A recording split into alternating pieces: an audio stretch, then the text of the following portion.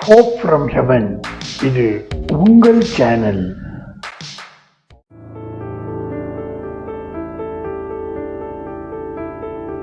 கிறிஸ்துவுக்குள் மிகவும் பிரியமானவர்களே, இது காகங்கள் மூலமாக கர்த்தர் அனுப்பிய எலியாவின் உணவு.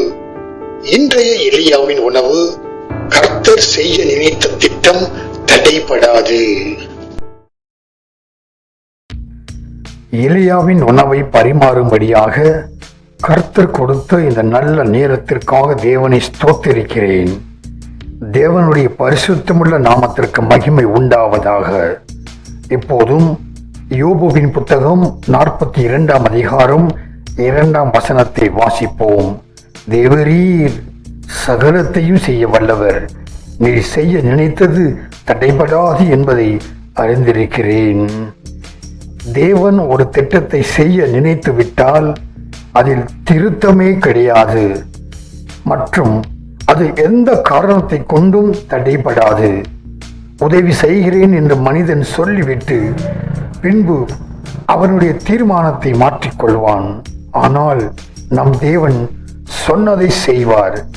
அவர் நினைத்தது, திட்டமிட்டது அது தடைபடாது மற்றும் அது யாரை கொண்டு செய்ய திட்டமிட்டாரோ அதை அவரை கொண்டே செய்து முடிப்பார்.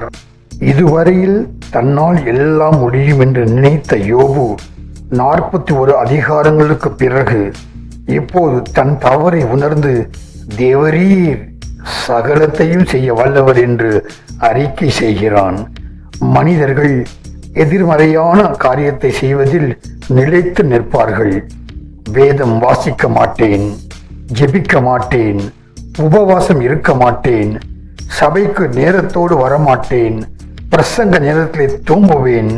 இது போன்ற தீர்மானங்களை மனுஷன் எடுக்கும்போது அந்த தீர்மானங்களில் மனுஷன் நிலைத்திருப்பான். காரணம், இந்த தீர்மானங்கள் எல்லாம் பிசாசினாலே கொண்டு வரப்பட்ட தீர்மானங்கள். ஆகையால் பிசாசானவன் மனிதர்களை இது போன்ற கர்த்தருக்கு எதிரான தீர்மானங்களில் நிலைத்திருக்க செய்து பாதாளத்தில் தள்ளிவிடுவான். பிரியமானவர்களே, இது போன்ற எதிர்மறையான தீர்மானங்களில் இருந்து நீங்கள் விலகி ஓடி கர்த்தருக்கு சித்தமான தீர்மானங்களை எடுத்து அதில் உறுதியாக இருந்து சாத்தானை எதிர்த்து நில்லுங்கள்.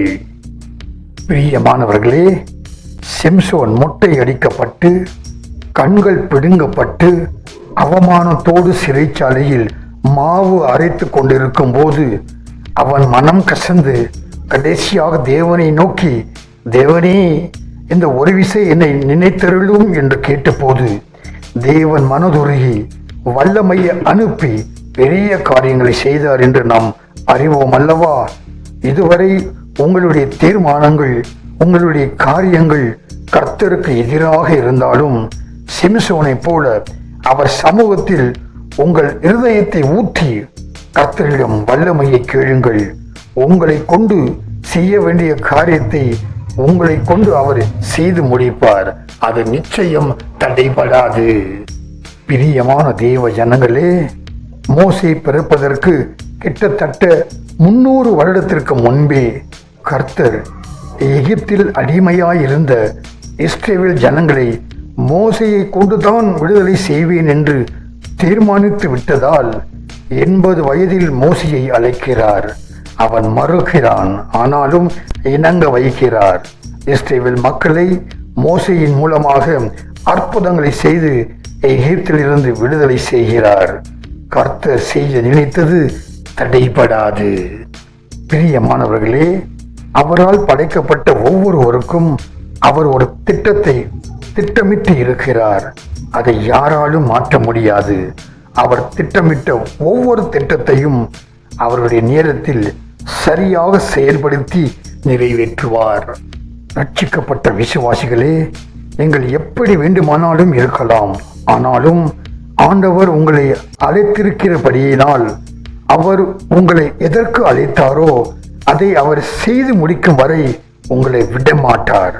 நீங்கள் அவருக்கு விரோதமாக காரியங்களை செய்யலாம், செய்து கொண்டும் இருக்கலாம்.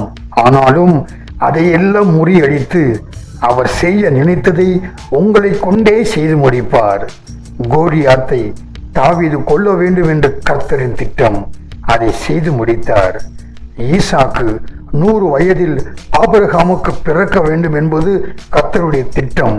அந்த திட்டத்தை சரியான வயதில் அவர் செய்து முடித்தார். பிரியமானவர்களே, கர்த்தர் உங்கள் ஒவ்வொருவரையும் அவர் உங்களை அழைத்த அழைப்பின் பேரில் உயர்த்துவதற்கு வல்லமையுள்ள தேவனாய் இருக்கிறார். நீங்கள் எதிர்பார்த்து இருக்கும் முடிவை உங்களுக்கு கொடுக்கும்படிக்கு அவர் உங்கள் மேல் வைத்திருக்கும் திட்டத்தை செய்து முடித்து பரிபூர்ண சமாதானத்தை உங்களுக்கு கட்டளையிடுவார். இது கர்த்தருடைய வார்த்தை, மாறாத வார்த்தை. அவர் செய்ய நினைத்தது தடைபடாது. விசுவாசியுங்கள். கர்த்தர் தாமே உங்கள் ஒவ்வொருவரையும் ஆசீர்வதிப்பாராக. மீண்டும் இன்னொரு பந்தியில் எலியாவின் உணவை உட்கொள்ள சந்திப்போம். அதுவரை ஆவியானவர் நம் மத்தியில் இருந்து நம்மை ஆசீர்வாதமாக நடத்துவாராக. ஆமேன்.